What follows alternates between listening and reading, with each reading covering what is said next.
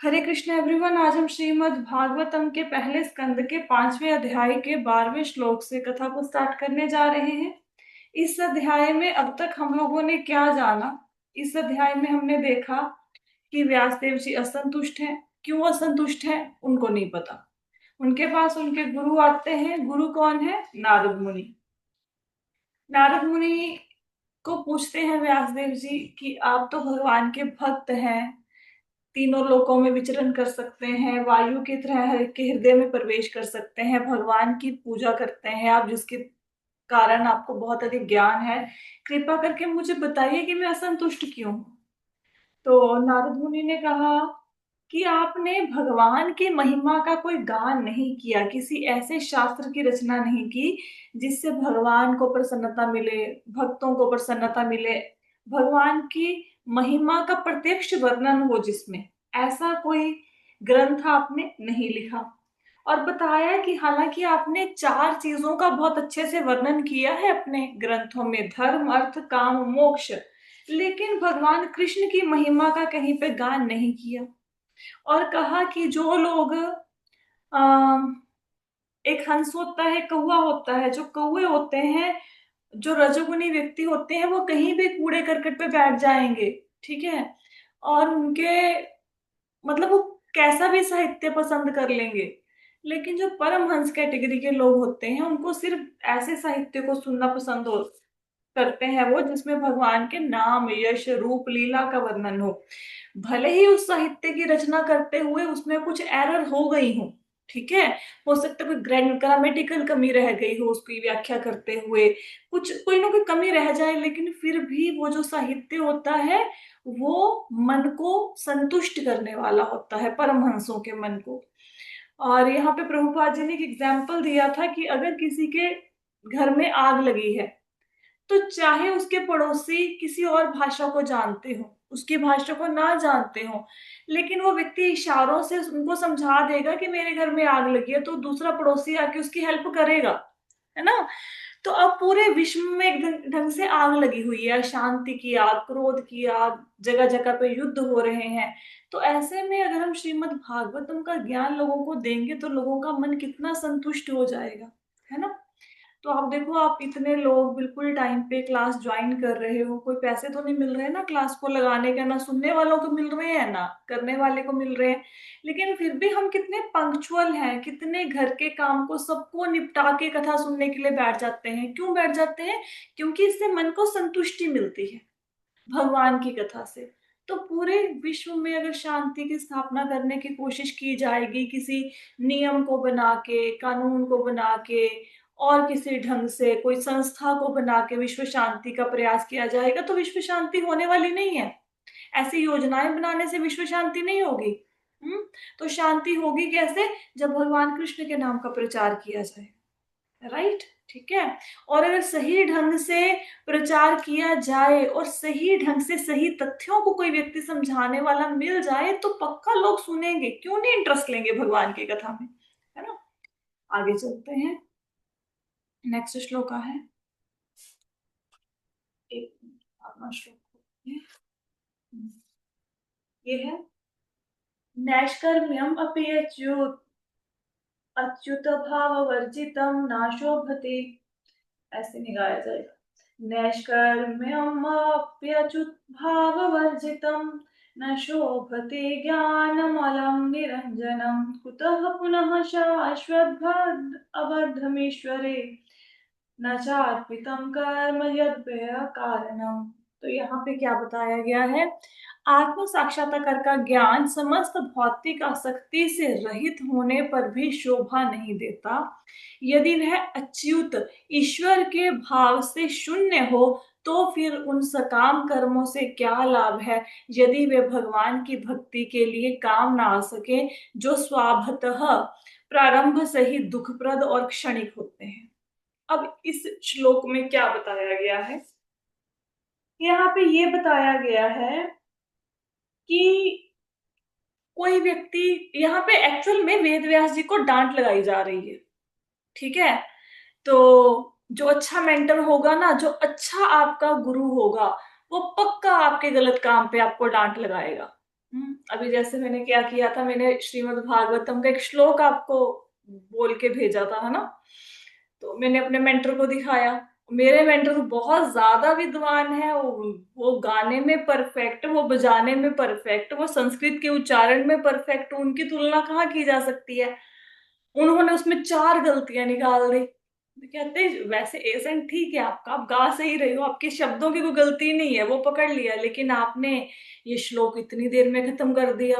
फिर उन्होंने मुझे गा के भेजा, कहते हैं मुझे 48 सेकंड लग रहे हैं इस श्लोक को गाने में, आपको इतने सेकंड लग रहे हैं। देखो कितने, मतलब अगर आपको कोई ऐसा मेंटर मिल जाए ना, तो बहुत बहुत भाग्यवान हुआ, बहुत भाग्यवान कि उन्होंने ये काउंट किया कि उन्होंने श्लोक 48 सेकंड में बोला और मैं कितने सेकंड में बोल रही हूँ, दोनों का डिफरेंस करके बताया। फिर मुझे 4 श्लोक गा के भेजे। फिर मैंने पूरी प्रैक्टिस की उन श्लोकों की, फिर से सारा ऑडियो बनाया, फिर उनको भेजा। फिर आंसर पता है क्या आया? Better. It was not best, better. ठीक है। तो गुरु सच्चा वही होता है जो शिष्य को बताए उसकी गलती पर। शुगर कोटेड वर्ड्स जो यूज करे वो गुरु नहीं है, जो ऐसे बोले कि ठीक है जो कर रहे हो बहुत बढ़िया, ऐसे नहीं।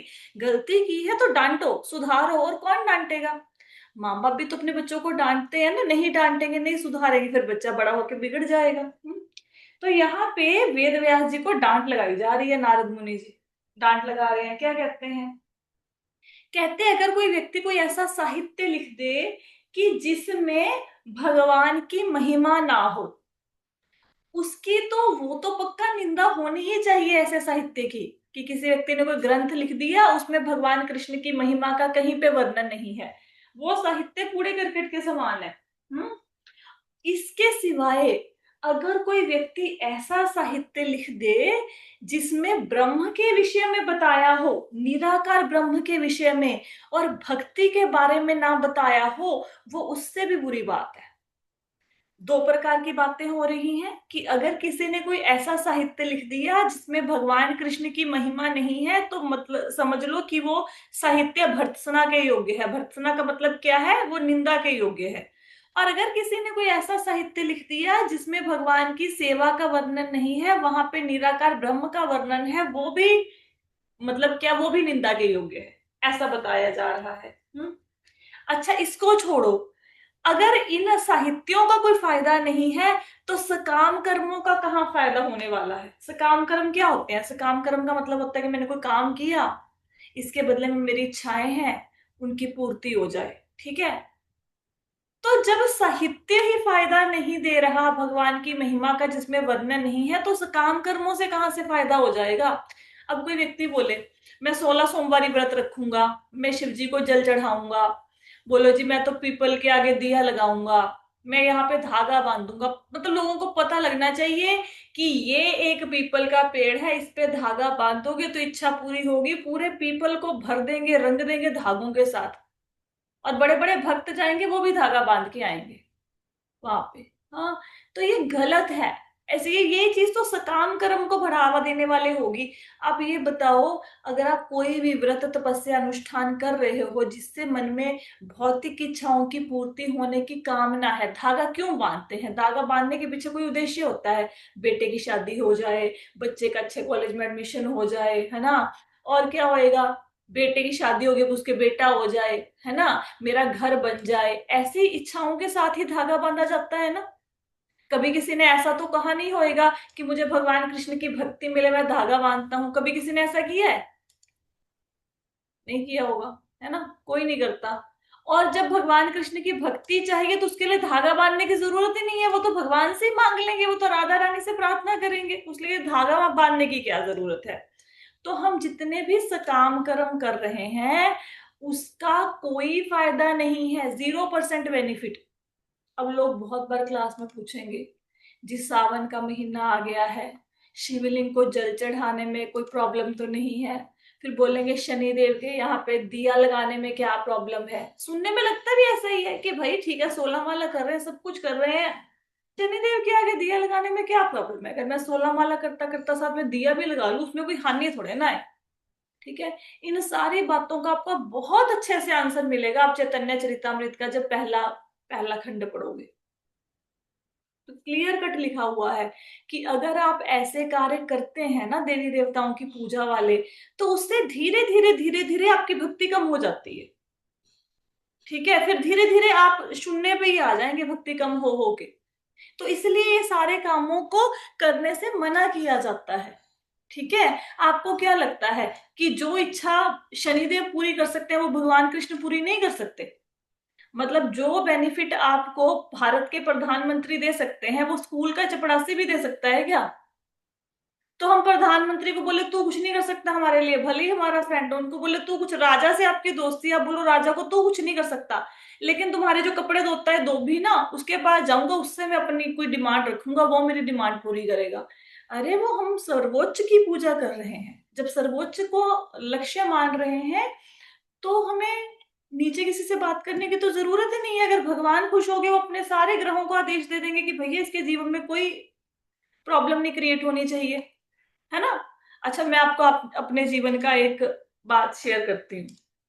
जो लोग एस्ट्रोलॉजी वगैरह में बहुत विश्वास रखते हैं उनके लिए, तो जो मेरा डेट ऑफ बर्थ है उसके अकॉर्डिंग, मतलब मेरी कुंडली में एक रेमेडी है कि अगर मैं कोई, मतलब लकड़ी को धारण करूंगी, लकड़ी से बनी हुई किसी चीज को, तो मेरी लाइफ में सडन चेंज आ जाएगा, मतलब बिल्कुल 360 डिग्री मेरी लाइफ चेंज हो जाएगी, ऐसी एक रेमेडी है। ठीक है। खैर उसके लिए तो पूरा मुझे खोल के वो समझाना पड़ेगा आपको कि वो कैसे देखा जाता है, वो तो भी नहीं पॉसिबल होगा डेट ऑफ बर्थ के अकॉर्डिंग समझानी सारी बातें। तो मेरी मतलब वुड का एलिमेंट मेरी लाइफ में मिसिंग था। तो वो मैंने तो कभी ऐसे कुंडली दिखाई नहीं, दिखाई होती तो शायद पता भी होता। तो मैं भक्ति में आई, तो जब मुझे भक्ति में आए हुए 7-8 महीने हो गए, तो मेरे जो मेंटर हैं उन्होंने मुझे मिलवाया, प्रभु जी से मिलाया, जो उनके सीनियर थे। तो उन्होंने उनको बताया कि माता जी ने बैंक की नौकरी छोड़ दी है, मतलब भक्ति में लग गए हैं, माला करते हैं, ग्रंथ पढ़ते हैं, सब कुछ बताया। तो मैंने पूछा उनसे कि कोई और कमी रह गई है तो आप बताइए, मैं उसको दूर कर पाऊं। तो उन्होंने बोला इनको तुलसी माला धारण करवा दो। अब वो तो खैर हमारे इस्कॉन का नियम है कि हम तुलसी माला धारण करते हैं, है ना। पर वो जैसे ही मैंने तुलसी माला धारण की तो मेरी रेमेडी अपने आप होगी, वो वुड का एलिमेंट मेरी लाइफ में आ गया। और जैसे ही वो वुड का एलिमेंट लाइफ में आया उसके बाद लाइफ से इतनी फाइनेंशियल प्रॉब्लम दूर हुई, हेल्थ इश्यूज दूर हुए, मतलब लिटरली लाइफ में 360 डिग्री चेंज आ गया उस दिन के बाद। अच्छा, मुझे इस बात का पता नहीं था कि ये इनडायरेक्टली मेरी रेमेडी होगी वो वुड के एलिमेंट की, मुझे नहीं पता था। वो मुझे तब पता लगा जब मैंने रिसेंटली मतलब ज्योतिष शास्त्र को पढ़ा, फिर मैंने रिलेट किया अपनी कुंडली से। फिर मैं एक्चुअली मैं इस प्रश्न का उत्तर ढूंढ रही थी कि मेरे जीवन में ना मेरे को टिकाऊ क्यों नहीं है। मुझे हमेशा कोई ना कोई काम चाहिए ऑल द टाइम, मतलब मैं 1 मिनट के लिए भी आराम से बैठूं तो मुझे घबराहट होनी शुरू हो जाती है। मतलब मैं अगर 5 मिनट के लिए रेस्ट कर लूं दोपहर में तो मुझे ऐसा लगता है मैंने कोई क्राइम कर दिया बहुत बड़ा। तो मेरे जीवन में ऐसा क्यों है, मैं उसको सर्च कर रही थी। उस चक्कर में थोड़ा सा पढ़ लिया, काफी कुछ पढ़ लिया तो पता लगा। तो देखो, जब भगवान कृष्ण की कृपा होती है तो आपकी लाइफ की रेमेडी भी अपने आप हो जाती है ना। तो हम लोग क्या पढ़ रहे थे कि सकाम कर्मों से कुछ होने वाला नहीं है। ये हम लोग जो लगे रहते हैं ना भगवान कृष्ण की भक्ति करके, इवन दीक्षा लेने के बाद भी फिर लगे हुए हैं, उन सारे कामों को छोड़ नहीं रहे हैं, कितना मर्जी समझा लो, एक्चुअली धीरे धीरे इससे भक्ति कम हो जाएगी। तो सकाम कर्मों को नहीं करना चाहिए। हमारे सारे मर्जों की एक ही दवा है, हरि नाम। बीमारी है, हरे कृष्ण महामंत्र। रिलेशनशिप प्रॉब्लम है, हरे कृष्ण महामंत्र। आपके पास धन की कमी है, हरे कृष्ण महामंत्र। मतलब आपको करियर अच्छा नहीं है, हरे कृष्ण महामंत्र। सारे रोगों की एक ही दारू है, इससे भटकना नहीं है। ये 16 अक्षर का जो मंत्र है ये अपने आप में मतलब पूर्ण है, इससे बाहर इधर उधर जाने की कहीं जरूरत नहीं है।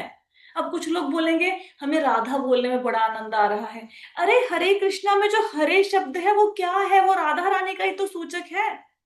What is the meaning of Hare Krishna महामंत्र? हरे कृष्ण महामंत्र में हम भगवान की जो अलाहादनी शक्ति है श्रीमती राधा रानी, उनको प्रार्थना कर रहे हैं कि हे श्रीमती राधा रानी हमें भगवान कृष्ण की सेवा दे। This is the meaning of Hare Krishna महामंत्र। तो हम तो राधा रानी के थ्रू भगवान कृष्ण को अप्रोच कर रहे हैं, तो अपने आप में संपूर्ण है ना। लेकिन फिर भटक जाते हैं, तो भटकना नहीं चाहिए। तो कहते हैं सकाम कर्मों का कोई लाभ नहीं है अगर वो भगवान की भक्ति के काम ना आ सके। और सकाम कर्म शुरू से ही दुख देने वाले होते हैं। कोई व्यक्ति, सपोज करो, एग्जाम्पल लेके समझाते हैं। किसी व्यक्ति ने बोला कि मेरे को गाड़ी चाहिए, उसके लिए मैं शिवलिंग पे जल चढ़ाऊंगा। ठीक है, अब गाड़ी आ गई उसके घर में। अब गाड़ी आएगी तो साथ में गाड़ी के इंस्टॉलमेंट भी आएंगे। गाड़ी घर पे आने की खुशी एक बार होएगी, वो फेसबुक पे फोटो वगैरह डालोगे, महीना भर शायद हो सकता है खुशी रहे, उसके बाद बंदा भूल जाता है नई गाड़ी को। फिर आपको हर महीने जो इंस्टॉलमेंट भरनी पड़ेगी गाड़ी की, जब जब वो इंस्टॉलमेंट आएगी तो आपको दुख होगा, आपकी परेशानी का कारण बन जाएगी। तो सकाम कर्म क्या होते हैं, शुरू से भी दुख देंगे, अंत में भी दुख देंगे। हमें ऐसा लगता है कि हमें इससे खुशी मिल रही है, एक्चुअल में इन कर्मों से कोई खुशी नहीं मिलने वाली। ठीक है। और कोई भी ऐसा ज्ञान जिसमें भगवान की भक्ति का भाव नहीं है, पता लग गया शरीर नहीं हम आत्मा है, पता लग गया, ठीक है, आत्म साक्षात्कार हो गया, इतना ज्ञान मिल गया। चलो कुछ इच्छा भी नहीं है मन में भौतिक चीज को प्राप्त करने की, घर गाड़ी बंगला भी नहीं चाहिए, ये भी समझ आ गया, दो चीजें पता लग गई, हम आत्मा नहीं है, हमारे मन में कोई भौतिक इच्छा भी नहीं है। लेकिन अगर इतना होने के बावजूद हम भगवान की सेवा नहीं करें तो क्या फायदा? इस ज्ञान का क्या फायदा कि हम भगवान की भगवान के अंश हैं, बस हमें पता लग गया हम आत्मा है, हमें ये पता लग गया, सोच के हम घर पे बैठ गए हैं और मन में कोई और इच्छा भी नहीं है। लेकिन भगवान की सेवा का एलिमेंट कहाँ है? आप भक्ति में आगे बढ़ रहे हैं या नहीं बढ़ रहे, आपके ऊपर भगवान कृष्ण खुश है या नहीं खुश है, इसका पता कैसे लगाओगे? कैसे लगाओगे इसका पता? इसका पता लगता होता है कि आपके जीवन में सेवा कितनी आ रही है। जितनी ज्यादा आपके जीवन में सेवा आएगी उतना ज्यादा भगवान कृष्ण आपसे प्रसन्न है। और जब सेवा जानी शुरू हो जाए तो समझो आपको कुछ गलत हो गया। तो भक्ति का मतलब, अगर कोई व्यक्ति एक माला से सपोज करो 64 राउंड ऑफ माला तक भी पहुंच गया, 32 तक भी पहुंच गया, लेकिन उसके जीवन में सेवा नहीं है कोई, तो फिर समझो कि कहीं ना कहीं पे और काम करने की जरूरत है। भले ही आप 16 माला करो, कोई दिक्कत नहीं है, लेकिन आपके जीवन में सेवा आनी चाहिए। और सेवा कैसे करते हैं, ये कैसे सीखना है, तो बैठे हैं यहाँ पे सारे भक्त आपको बता देंगे, ये योगेश प्रभु जी से सेवा करनी सीख लो। मतलब एज में हमसे बड़े हैं, ठीक है, फिजिकल प्रॉब्लम्स भी हैं, लेकिन जो सेवा का भाव है, इनको मना कर दो तब भी ये नहीं हटेंगे। मतलब इन्होंने एम बनाया हुआ है कि मैंने भाई मंदिर के लिए कुछ ना कुछ मतलब डोनेशन इकट्ठा करने, इवन इसकी इनकी दुकान पे कोई कस्टमर भी आएगा ना, उनकी भी पर्ची काट देंगे। तो लोगों को लगता है कि पता नहीं इनको कोई सैलरी मिल रही है इसलिए ये सब कुछ करते हैं, नहीं, इनका भाव है वो।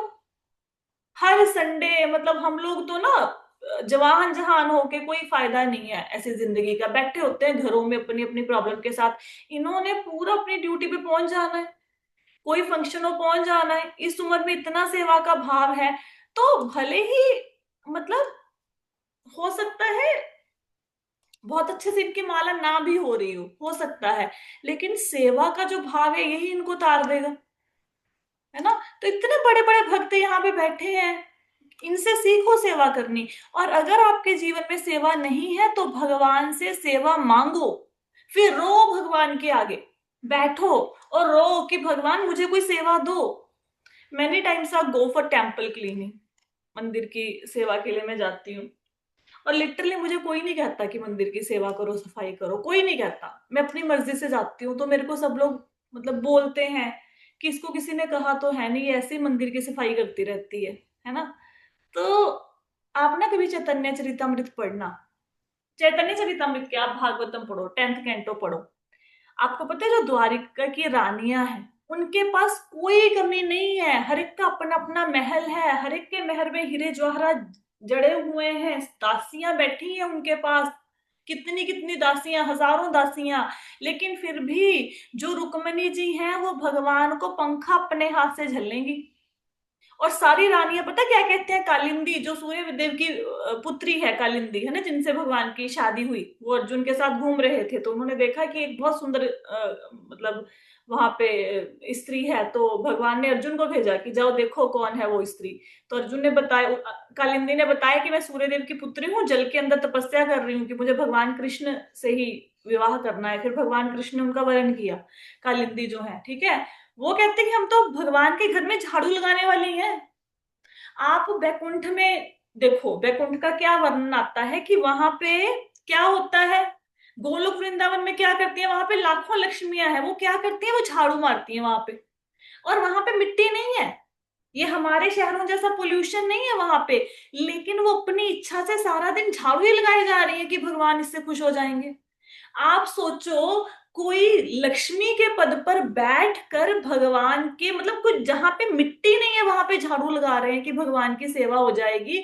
और हम लोग कितने अभागे हैं, हमें ऐसा लगता है कोई व्यक्ति आके हमें कहे, हमें घर पे फोन करे, आइए जी अब सफाई का काम कीजिए। क्यों फोन करे भाई कोई व्यक्ति?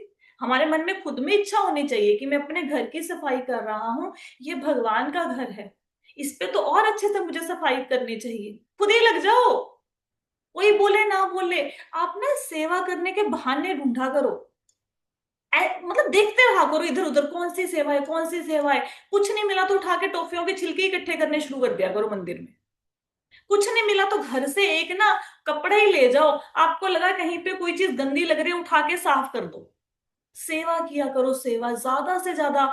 मतलब भगवान कृष्ण कितने प्रसन्न है, किस अनुपात में प्रसन्न है, जिस अनुपात में वो आपको सेवा दे रहे हैं। और नहीं मिलेगी तो क्या करोगे सेवा, फिर क्या करोगे बताओ? क्या करोगे भाई, सेवा नहीं मिलेगी तो? माता जी भगवान भौतिक भौतिक लोगों की सेवा करेंगे, फिर भौतिकता करेंगे। तो रोएंगे। अगर सेवा नहीं मिलेगी तो क्या करोगे, रोगे भगवान के आगे। ठीक है।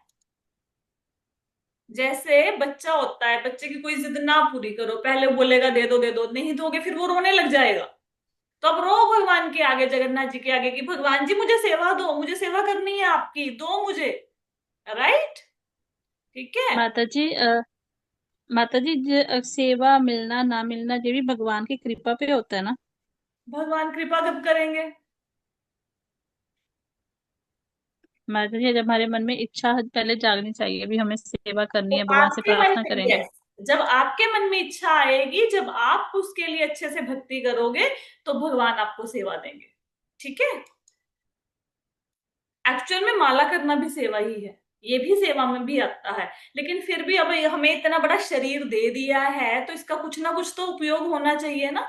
अगर आपके जीवन में कोई भी हुनर है, आपको कोई भी काम आता है, कोई भी टैलेंट है आपके जीवन में, अगर किसी व्यक्ति को लगता है कि मैं पढ़ा लिखा हूं, मैं ट्यूशन पढ़ा सकता हूं, तो आपको ट्यूशन पढ़ाना चाहिए। ट्यूशन पढ़ा के जो बच्चों से इनकम हो, वो आपको मंदिर में डोनेट करनी चाहिए, एटलीस्ट 50%। 50% का नहीं हिम्मत हो रही तो कम से कम 10-20% तो इनकम डोनेट करनी चाहिए। जो भी आपके अंदर टैलेंट है, उस टैलेंट को भगवान की सेवा में यूज करो।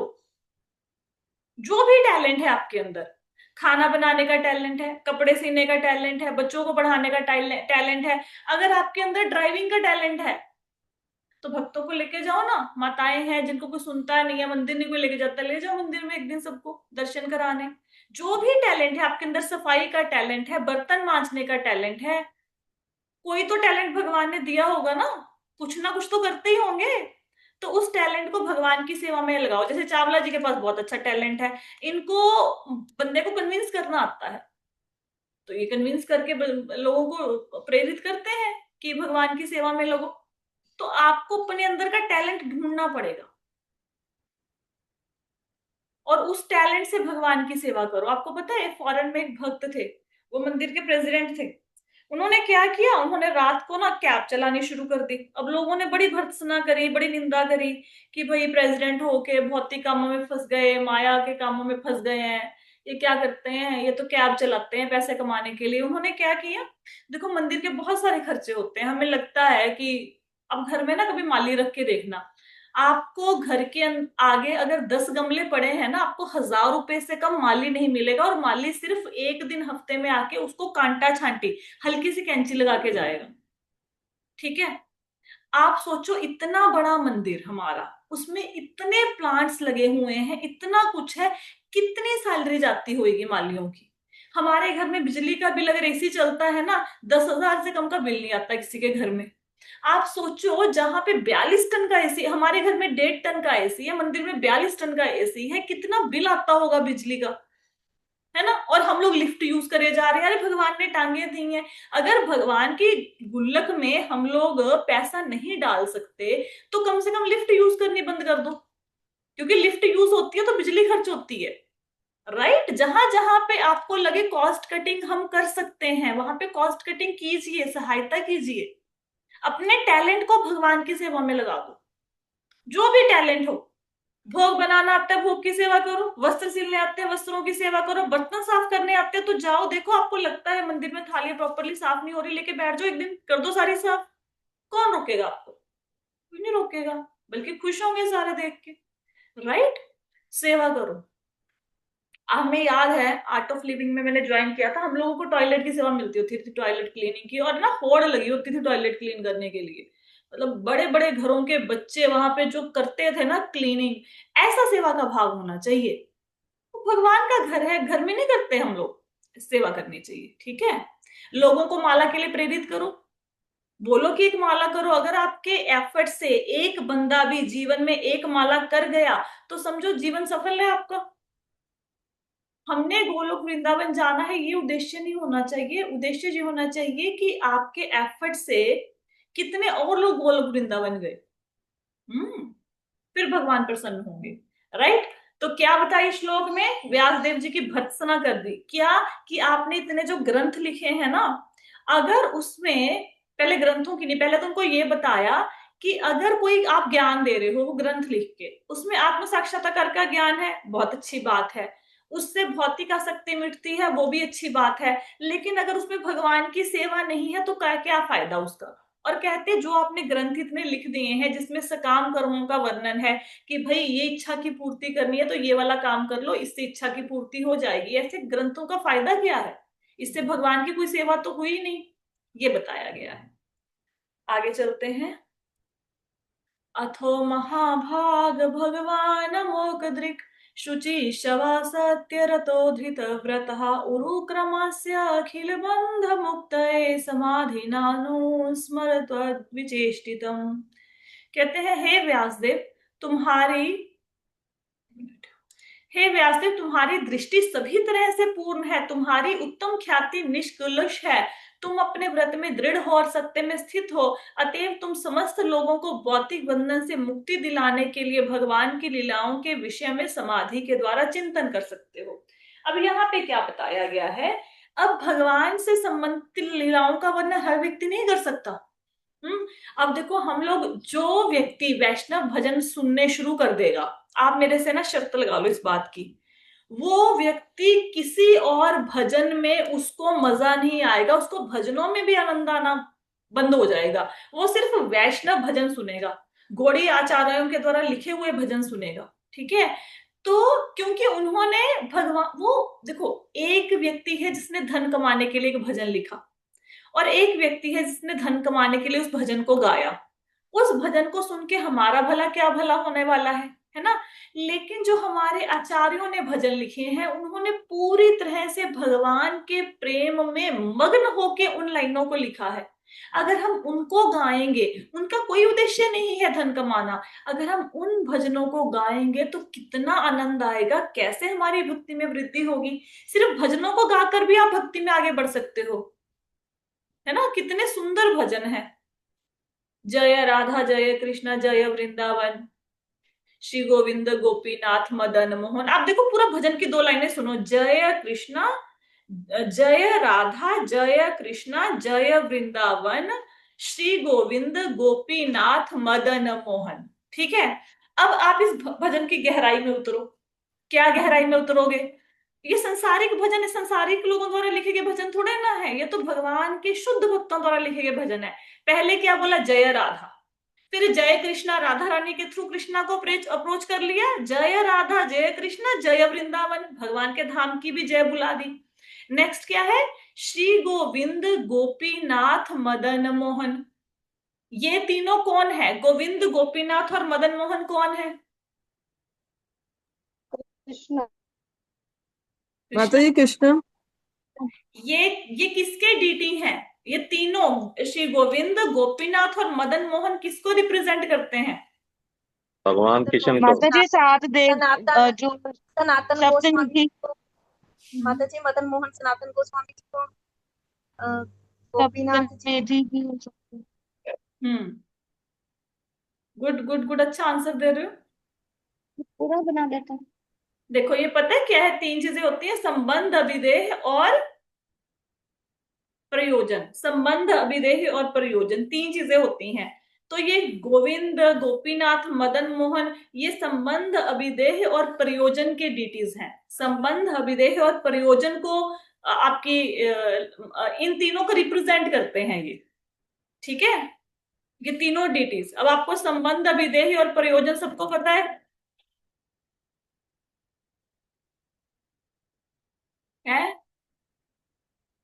किसी को नहीं पता संबंध, अभिदेह और प्रयोजन क्या होता है? भाई साहब, ममता माता जी, संबंध, अभिधेय और प्रयोजन क्या होता है बताइए। भूल गए मतलब। भाई साहब, ये मेरे को तो माता जी लगता संबंध तो ये हुआ कि जैसे है। हम कोई संबंध जब भगवान के साथ डेवलप करते हैं। मुझे लग रहा है ना, फिर से भगवत गीता की क्लास लगा लूं एक बार। बड़ा मन में है, फिर से माता जी खोल के बैठ जाऊं। माता हरे कृष्ण माता जी, संबंध प्रेसिडेंट डीटी है मदन गोपाल। हम्म। मदन मोहन। ओ, हाँ हाँ मदन मोहन, सॉरी। सनातन गोस्वामी। और अभिदय का वो है राधा गोविंद। और प्रयोजन? और प्रयोजन तो राधा गोपीनाथ। अच्छा, अभी कल आप लोगों को इनके बारे में, मैं कल की क्लास में स्टार्टिंग ही यहां से होगी, संबंध, अभिदेह और प्रयोजन क्या होता है। श्री गोविंद, गोपीनाथ, मदन मोहन, ये तीनों डीटीज जो हैं, इनका संबंध अभिदेह और प्रयोजन से मतलब कौन सा डीटी किसको रिप्रेजेंट कर रहा है। और आप बहुत भाग्यशाली हैं जो लुधियाना से हैं। They are the most luckiest person in this world, है ना। लकीएस्ट पर्सन हो आप। क्यों लकीएस्ट हो, ये आपको कल पता लगेगा। ठीक है, जो आप राधा गोपीनाथ जी के दर्शन करते हैं, वो कितने मतलब आपके आपके लक्ष्य हैं जीवन के वो। ठीक है, ये आपको कल माता बताएंगे। जी आप ही के यहाँ ही है ना, लुधियाना में है ना हाँ, मैं तो गोपीनाथ। हाँ हाँ, हम तो लकी है ना। देखो सभी बढ़िया हैं, ऐसी बात नहीं है। आपके भी मतलब राधा श्याम सुंदर बहुत अच्छे हैं, लेकिन मैं आपको ना कल बताऊंगी, कल की क्लास में। और कल की क्लास को मिस नहीं करना, फिर नोट्स बना लेना इसके। फिर आपका टेस्ट होगा इसके ऊपर, फिर मैंने फिर पूछ लेना 10 क्लासों के बाद। ठीक है, तो कल हम लोग जानेंगे संबंध, अभिदेह और प्रयोजन क्या होता है।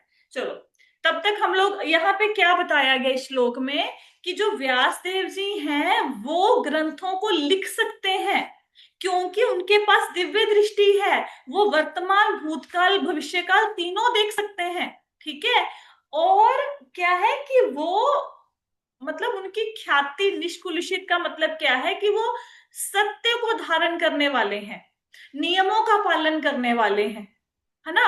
और उनमें ये समर्था है कि लोगों को भवबंधन से मुक्ति दिला दें। हर व्यक्ति साहित्य की रचना नहीं कर सकता। मतलब कोई भी व्यक्ति आके बोले कि मैं साहित्य को लिख दूंगा, मैं किसी ग्रंथ को लिख दूंगा, कोई व्यक्ति नहीं लिख सकता। उसमें व्यासदेव जी जैसी क्वालिटीज होनी चाहिए। तो व्यासदेव जी में वो कौन सी क्वालिटीज है वो हम कल चर्चा करेंगे, क्योंकि आज समय होने वाला है और श्लोक को हम कंप्लीट नहीं कर पाएंगे।